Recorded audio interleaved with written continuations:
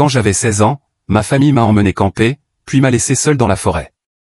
Alors que je revenais vers le campement, les bras chargés de bois pour le feu, j'ai entendu la voix de mon père, s'il veut survivre, il trouvera comment faire. 1 heure plus tard, je les ai vus partir en voiture, sans même se retourner. J'ai erré, perdu et affamé, pendant plusieurs jours, jusqu'à ce que je trouve enfin de l'aide. Je ne les ai plus jamais revus, jusqu'au mois dernier. 6 ans plus tard, ma mère est venue à mon travail, en larmes. C'est une longue histoire, et je n'étais même pas sûr de vouloir la raconter ici, mais bon, la voilà. J'en ai parlé à quelques personnes dans la vraie vie, et la plupart ne m'ont pas cru ou ont eu une réaction étrange, alors peut-être que des inconnus sur Internet comprendront mieux. C'était quand j'avais 16 ans, donc il y a 6 ans. J'ai 22 ans maintenant. Je n'étais pas un gamin sauvage ou délinquant, juste un adolescent ordinaire, un peu agaçant. Mon père, Clarence, a toujours été ce genre d'homme qui pense que la seule chose qui compte, c'est d'être dur. Il disait que j'étais faible si je ne voulais pas jouer au football avec un doigt cassé, ou des choses du genre. Ma mère, Marion, suivait simplement le mouvement. Ma petite sœur, Claire, devait avoir 12 ans. Elle n'était pas vraiment impliquée, toujours scotchée à son téléphone. Les choses étranges ont commencé avant même qu'on parte pour ce voyage. Mon père arrêtait pas de dire des trucs comme « il est temps que tu apprennes à devenir un homme » ou des remarques du même style. Ce n'était pas la première fois, mais cette fois-ci, c'était plus insistant. Au petit déjeuner, il m'a regardé et m'a dit « j'espère que t'es prêt à sortir de ta zone de confort ». J'ai simplement levé les yeux au ciel, parce que bon, c'était son truc habituel. Maman disait presque rien, elle continuait juste à remplir des sachets de fruits secs et de petites boîtes de céréales. On a roulé environ 2 heures jusqu'à une forêt d'État. Ce n'était pas un camping aménagé, juste un coin basique avec un cercle pour le feu, quelques tables de pique-nique et une de ces latrines qui sentent toujours mauvais. Le trajet s'est déroulé en silence, sauf pour les vidéos TikTok de Claire sur son téléphone. J'ai essayé de parler, mais mon père fixait la route sans dire un mot, et ma mère jouait au sudoku. Je me souviens m'être dit que c'était encore plus gênant que d'habitude. On est arrivé, on a déchargé, monté la tente, fait tout ce qu'il fallait. Papa était particulièrement autoritaire, affirmant que je ne faisais pas ma part, alors que je portais littéralement la glacière, et lui continuait à râler sur comment c'était quand il était jeune. J'ai ignoré.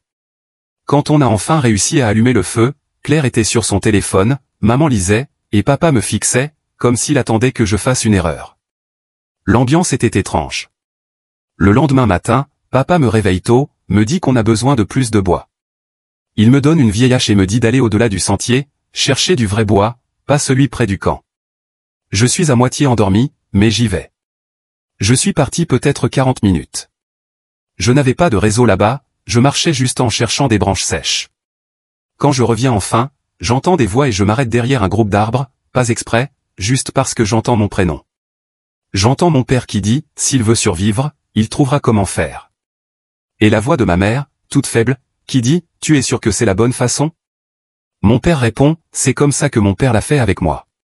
Il nous remerciera un jour.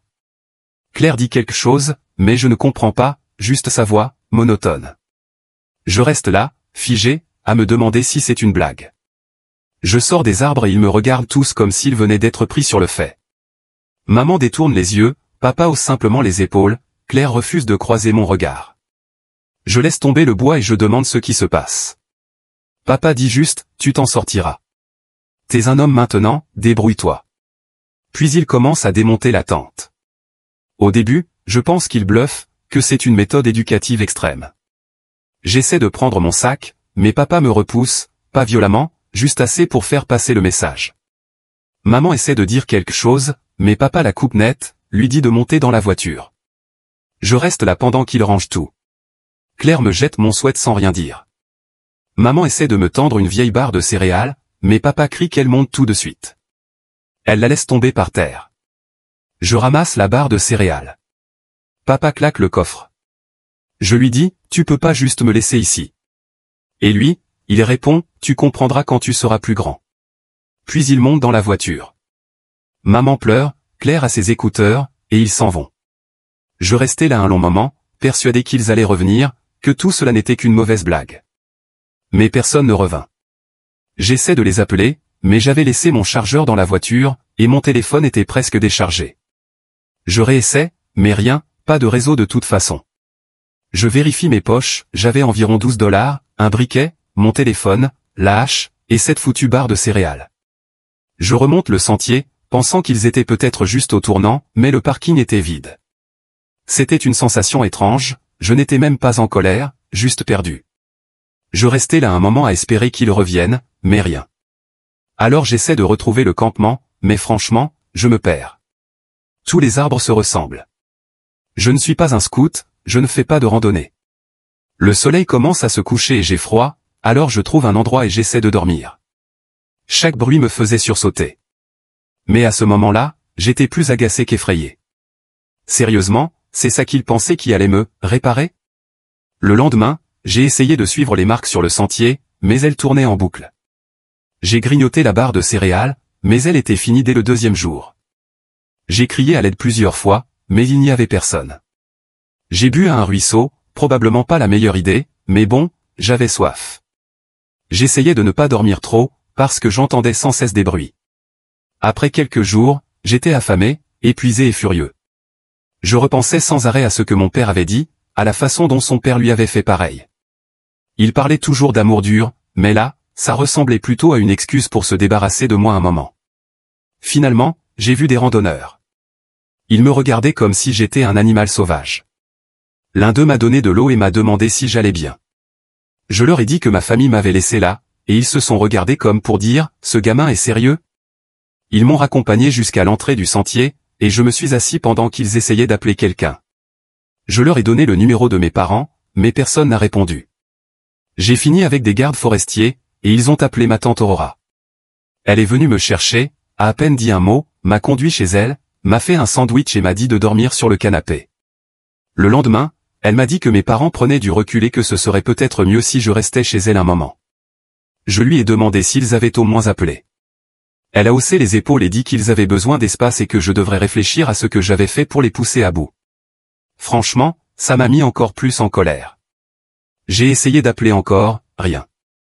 Après une semaine chez elle, j'ai arrêté d'essayer. Je ne les ai plus vus ni entendus. Pas pendant 6 ans. Je suis parti vivre seul à 18 ans, j'ai commencé ma propre vie, bloqué tout le monde partout. De temps en temps, je recevais un message de Claire sur Instagram, juste un mème ou un truc, mais rien de réel. Je pensais que c'était fini. Je pensais que s'ils ne voulaient pas de moi, je n'avais pas besoin d'eux.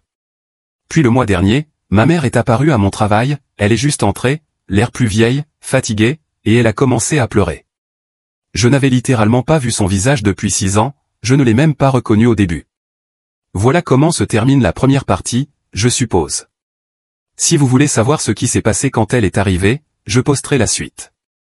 Mais oui, voilà comment ma famille m'a laissé dans la forêt, sans même une excuse, sans même un appel.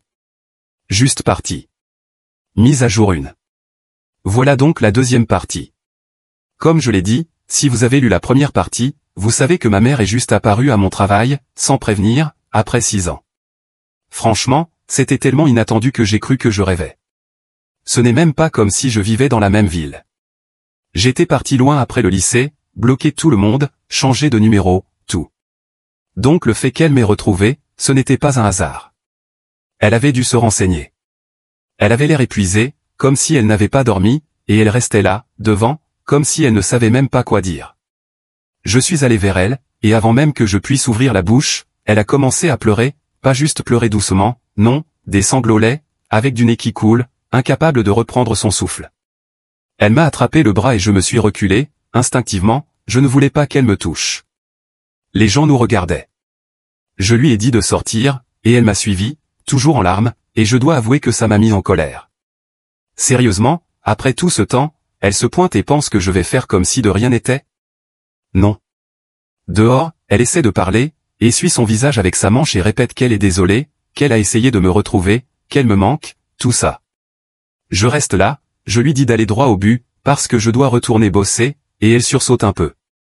Elle commence à débiter que tout est parti en vrille après mon départ, que Claire lui parle à peine, que Clarence, mon père, n'est plus le même, et qu'elle veut juste me voir, savoir si je vais bien, tout ça.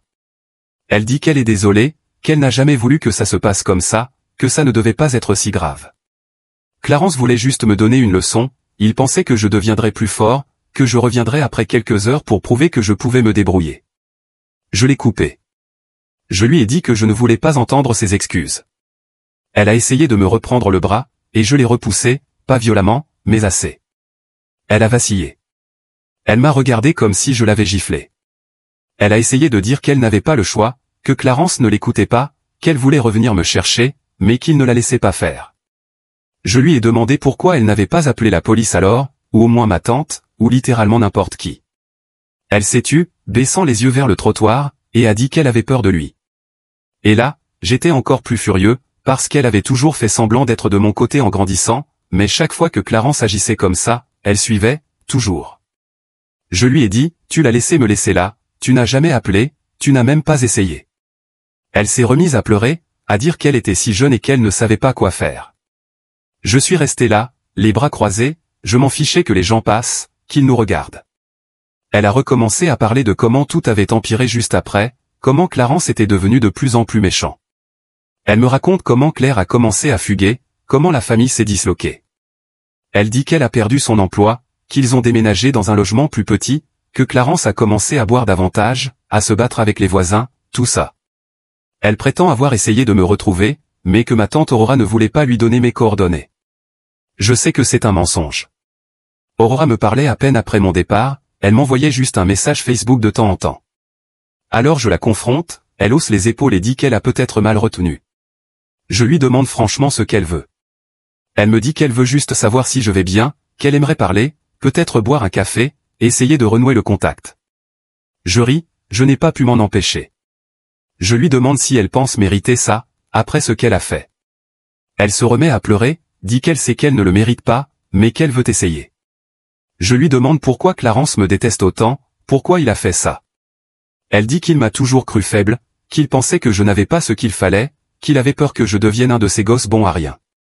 Elle dit que le père de Clarence lui avait fait la même chose, le laissait quelque part, le forçait à rentrer seul, tout ça. Elle dit que Clarence parlait tout le temps du fait que les garçons d'aujourd'hui ne connaissent pas les vraies épreuves. Je lui dis que ce n'est pas une excuse, que c'est juste être un connard. Elle dit qu'elle le sait, qu'elle aurait voulu agir autrement, mais qu'elle ne savait pas comment. Je lui dis que je m'en fiche, que je ne suis pas intéressé par une réunion de famille, que je n'ai pas besoin d'elle, que je m'en suis sorti sans aucun d'eux. Elle essaie de dire qu'elle est fière de moi, que j'ai survécu, qu'elle pense à moi chaque jour, tout ça. Je lui dis que ce n'est pas mon problème. Elle tente de me prendre la main et je me dégage. Elle se remet à pleurer plus fort. Un agent de sécurité arrive, demande si tout va bien. Je dis que oui, que c'est fini, et je retourne à l'intérieur. Elle reste dehors pendant environ 1 heure, m'envoie une tonne de messages, de longs paragraphes du genre « S'il te plaît, parle-moi, je t'en supplie, j'ai besoin de toi dans ma vie, tout ça. » Je bloque son numéro. Le lendemain, je reçois un message de Claire, juste « Maman est en vrac, qu'est-ce que tu lui as dit ?» Je ne réponds pas. Puis mon téléphone se met à exploser, mais pas à cause d'elle. Ce sont des gens à qui je n'ai pas parlé depuis des années, des vieux amis, quelques cousins, même mon ex, tous qui disent « Ta mère m'a appelé, elle te cherche, qu'est-ce qui se passe, tout va bien ?» Elle contacte littéralement tout le monde qu'elle peut trouver. Même mon patron reçoit un email lui demandant de me dire d'appeler ma mère. Là, je suis tellement énervé que j'ai envie de tout casser. Je lui envoie un message depuis un compte anonyme, je lui dis que si elle ne s'arrête pas, je porterai plainte pour harcèlement. Elle répond qu'elle veut juste me parler, qu'elle a quelque chose d'important à me dire, mais qu'elle ne dira pas quoi. Je lui dis de me laisser tranquille, ou je couperai définitivement les ponts avec toute la famille. Elle dit d'accord, mais qu'elle espère que je changerai d'avis. Je ne compte pas le faire. Je ne fais que commencer. La suite devient vraiment folle. J'ai commencé à m'intéresser à ce que faisaient mes parents, et disons que le karma existe, si on sait où appuyer. Je posterai la partie 3 si ça intéresse, mais voilà comment ça s'est passé. Mise à jour 2. Voilà donc la partie 3, et franchement, si tu lis encore après tout ça, tu dois te demander pourquoi je n'ai pas simplement bloqué ma mère et tourné la page.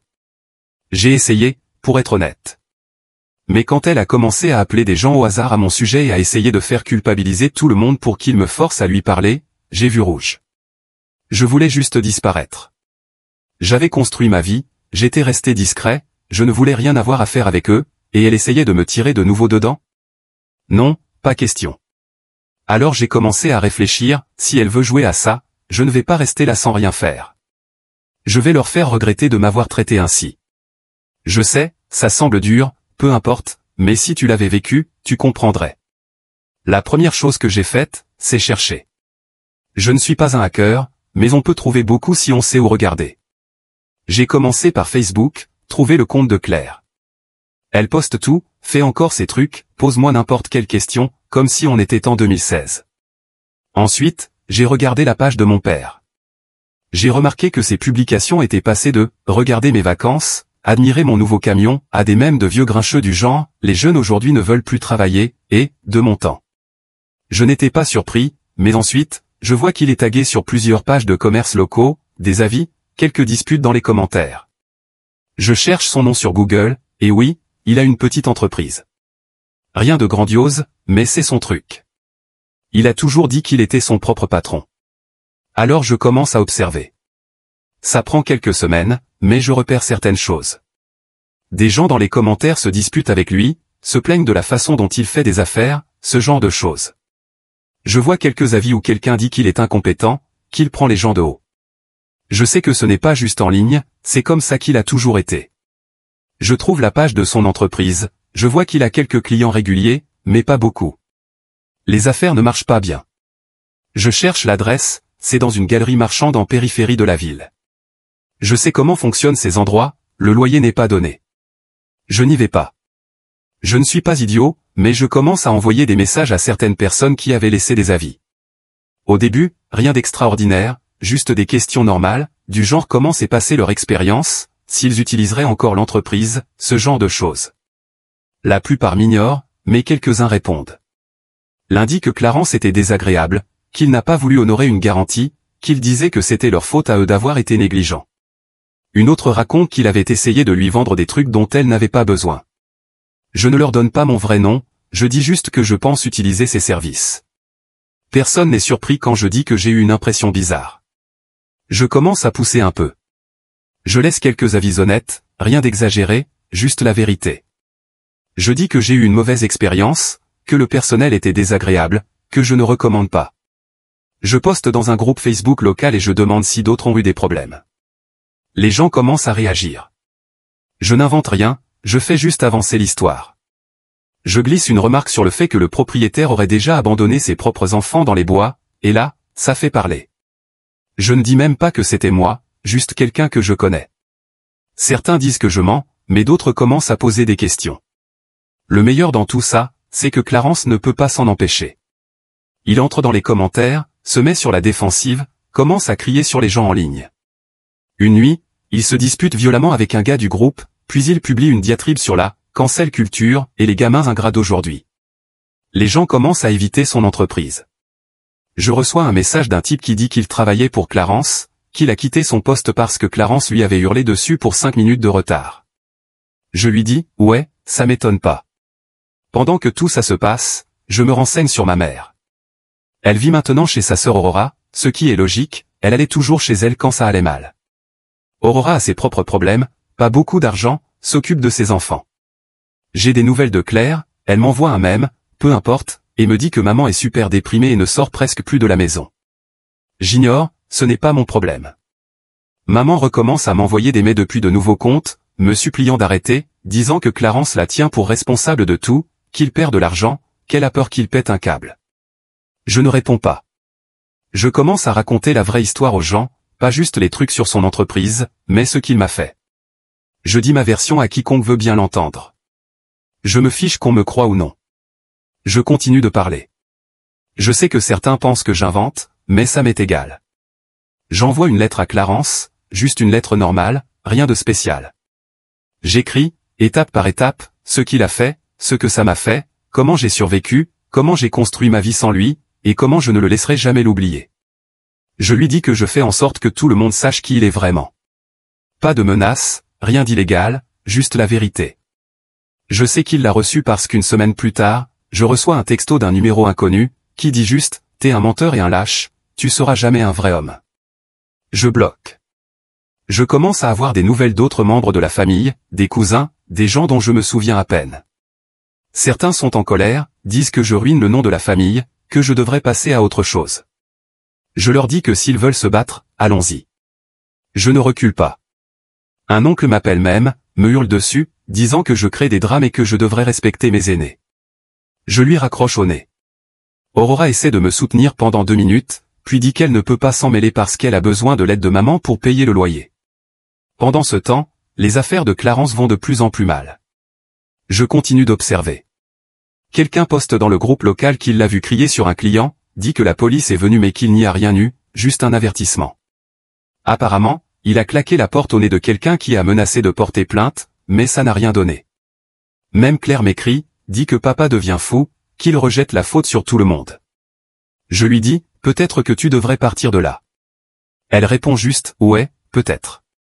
Je sais que certains diront que je suis allé trop loin, mais honnêtement, si vous saviez ce que ça fait d'être abandonné dans les bois par sa propre famille, vous comprendriez peut-être.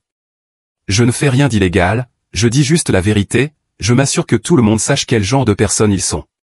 S'ils veulent jouer, moi aussi je sais jouer.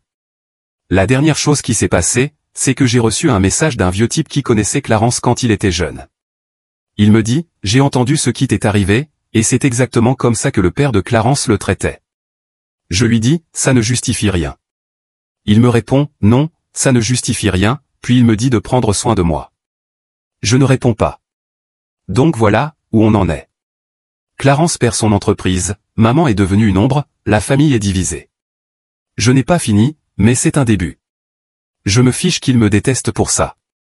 Je ne vais pas les laisser s'en tirer. Je ne sais pas si ça fait de moi le méchant, mais peu importe. La prochaine partie, c'est quand tout explose vraiment. Papa essaie enfin de me contacter après tout ça, et vous n'allez pas croire ce qui s'est passé. Je la posterai si vous voulez connaître la suite. Dernière mise à jour. Voilà la partie 4, et honnêtement, si tu as suivi jusqu'ici, merci. Je ne m'attendais pas à ce que ça attire autant d'attention. Franchement, écrire tout ça, c'est super bizarre, mais bon, les gens voulaient la fin, alors voilà comment ça s'est terminé. Ça faisait environ 2 mois que j'avais vraiment commencé à riposter, pas juste à bloquer ma mère, mais à faire en sorte que les gens sachent qui étaient vraiment Clarence et Marion. Je pensais juste que ça les rendrait furieux, qu'ils déménageraient ou qu'ils arrêteraient enfin. Mais non. Clarence est du genre à ne jamais lâcher l'affaire, à ne jamais laisser quelqu'un d'autre gagner. C'est probablement ce que son père lui a fait aussi. Mais franchement, je m'en fiche. Je ne suis pas son thérapeute. La première chose étrange, c'est Claire qui m'envoie un message, sans prévenir, juste, papa agit bizarrement, tu devrais l'appeler. Je l'ignore. Je ne vais pas me faire entraîner là-dedans juste parce qu'elle se sent mal à l'aise à table. Ensuite, c'est Aurora qui appelle, ce qu'elle ne fait jamais, elle me laisse juste un message vocal, tu devrais parler à ton père, il ne va pas bien. Je l'efface et je continue ma journée. Je me suis senti un peu mal pour Claire, mais bon, elle était là aussi, elle aurait pu dire quelque chose, toutes ces années, mais elle ne l'a pas fait. La semaine suivante, mon téléphone explose, mais pas à cause de la famille.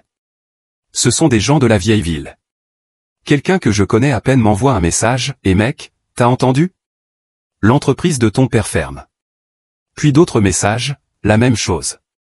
Je regarde le groupe Facebook. Oui, les gens en parlent, disent que c'est un connard, que tant mieux. Certains le défendent, disent qu'il n'a pas eu de chance. D'autres disent qu'il l'a bien cherché. Je vois un post de Clarence, où il essaie de se justifier, mais personne n'y croit. Puis je reçois un appel d'un numéro inconnu. Je laisse sonner. Ensuite, j'ai un message vocal. J'ai failli ne pas l'écouter, mais bon, par curiosité. C'est Clarence. Et il pleure. Pas juste un peu, il pleure vraiment. Il essaie de paraître fort au début, puis sa voix se brise, et il dit, je suis désolé. Je sais que j'ai mal agi. Je ne sais pas comment réparer ça. J'ai tout perdu. Je voulais juste que tu sois fort. Je ne voulais pas que tu finisses comme moi. Je suis désolé. Rappelle-moi, s'il te plaît. Puis plus rien. Je le réécoute, juste pour être sûr d'avoir bien entendu. Clarence, qui ne pleurait jamais, qui ne s'excusait jamais, en train de craquer sur ma messagerie. Honnêtement, je suis resté là, à fixer le mur, sans savoir quoi faire. Une part de moi voulait le rappeler et lui hurler dessus. Mais je ne l'ai pas fait. J'ai juste supprimé le message et bloqué le numéro. Après ça, c'est comme si tout s'était écroulé pour eux. Aurora m'envoie un message quelques jours plus tard, dit que Marion est partie, qu'elle a emmené Claire, et que Clarence vit chez un ami, galérant à peine à s'en sortir. Elle dit, tu devrais parler à ta mère, elle va mal, elle demande toujours de tes nouvelles. Je lui dis que c'est fini. Je leur ai déjà donné une seconde chance en survivant. Ils ont fait leur choix. Aurora dit, tu es cruel. Tu détruis la famille. Je ne réponds pas. Mon téléphone n'arrête pas de vibrer pendant une semaine, des numéros bloqués, parfois sans identification. Je ne réponds à aucun. Claire m'envoie un message, tu as vraiment tout gâché. Je lui réponds, tu sais ce qu'il m'a fait. Elle ne lit même pas. J'apprends par un cousin que Clarence cherche du boulot, n'importe où, mais que personne ne veut de lui. Les gens parlent. Marion, apparemment, squatte chez des amis. Aurora est agacée, mais ne la met pas dehors. La dernière fois que j'ai entendu parler, Claire essayait de partir pour vivre chez une amie. Toute la famille s'est dispersée. Je reçois des messages en colère de vieux membres de la famille, genre, tu devrais avoir honte. C'est ta famille. Le sang, c'est le sang. Je les bloque. Je ne suis pas là pour faire semblant d'être gentil juste parce qu'on partage des gènes. Je ne vais pas dire que je ne ressens rien. Ce serait mentir. C'est étrange de voir des gens qui ont toujours agi comme s'ils étaient intouchables, s'effondrer en public. Je ne me sens pas bien, mais je ne me sens pas mal non plus. Je me sens juste comme quelqu'un qui a fait ce qu'il devait faire. On dit que la vengeance ne sert à rien. Mais pour être honnête, parfois, ça veut juste dire que tu peux enfin les regarder en face, en sachant qu'ils ne peuvent plus te blesser. Maintenant, c'est calme. Je n'ai plus de famille, mais j'ai des amis, j'ai ma propre vie. Je ne dois de compte à personne. Parfois, je me demande s'ils vont réessayer, si Clarence va se pointer chez moi, ou si Marion va m'écrire une lettre pour me supplier de lui pardonner. Peu importe. Je ne changerai pas d'avis. Je ne les laisserai pas revenir. Ils ont eu leur chance. Ils l'ont gâché. Je suppose que s'il y a une leçon dans tout ça, c'est que certaines personnes ne diront jamais pardon avant d'avoir tout perdu. Et même là, ce n'est pas vraiment pour toi. C'est pour eux. Je ne suis pas là pour les réparer. Je ne suis pas là pour porter leur fardeau. Je voulais juste qu'ils ressentent ne serait-ce qu'un peu de ce qu'ils m'ont fait subir. Et maintenant, ils le sentent. Dernière chose, j'ai gardé cette vieille hache des bois. Je ne l'ai jamais dit à personne. Parfois, je la vois dans mon placard, et je ris. Finalement, j'ai appris à survivre. Je ne sais pas ce que l'avenir me réserve, mais une chose est certaine, je ne leur dois rien. Pas d'explication, pas de pardon, pas de retour en arrière. Ce qu'ils m'ont fait ne s'efface pas avec quelques larmes ou des mots balbutiés trop tard. Ce n'est pas à moi de réparer les ruines qu'ils ont laissées derrière. J'ai construit ma vie avec mes propres mains, loin d'eux, loin de leur ombre. Et si un jour ils se retournent encore vers moi, espérant une porte entr'ouverte, ils ne trouveront qu'un silence qu'ils ont eux-mêmes creusé. Certains liens se brisent pour toujours, et c'est mieux ainsi.